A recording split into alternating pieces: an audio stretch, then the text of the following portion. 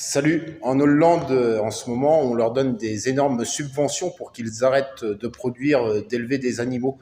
Et une fois qu'ils ont eu leurs subventions, pour être sûr qu'ils ne reproduisent pas derrière au bout d'un an ou quelque chose comme ça, il y a des pelleteuses ou des bulles qui viennent raser la totalité de leur bâtiment.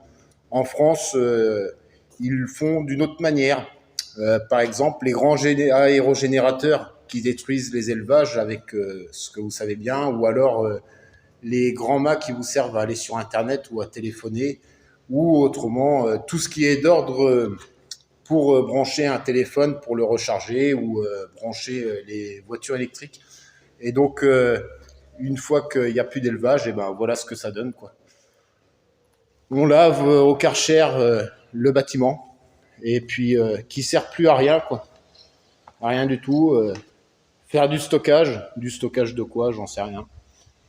Mais voilà là où on est arrivé, où on en est arrivé avec dans l'agriculture en France.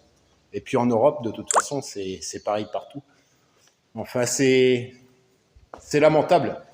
Mais bon, à la fin de l'année, d'ici la fin de l'année, je ne sais pas si vous pourrez encore vous payer de la nourriture, parce que le prix de la viande ne fait que de flamber. Je ne pense pas que ça va s'arrêter, puisque la folle qui est à la tête de l'Europe veut éliminer 1,5 million d'animaux, de bovins, en Europe. Et donc derrière, forcément, s'il n'y a plus de bovins, le prix va continuer d'augmenter. Bon, la solution qu'ils ont trouvée, hein, c'est le Mercosur. Et derrière, c'est vrai que c'est hyper écologique. C'est vachement écologique plutôt que de produire en local.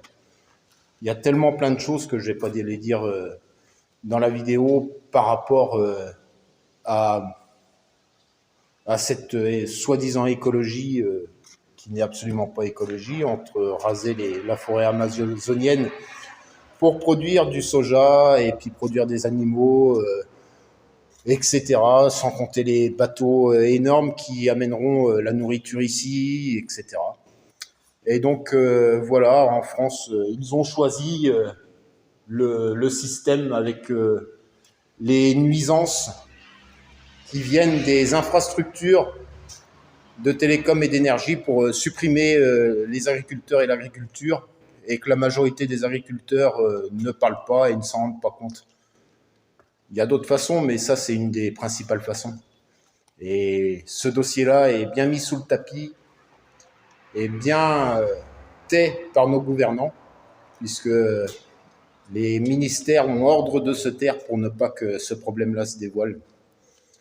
Bon, faites des stocks dans vos frigos si vous pouvez, parce que d'ici la fin de l'année, le prix va certainement flamber de chez flamber.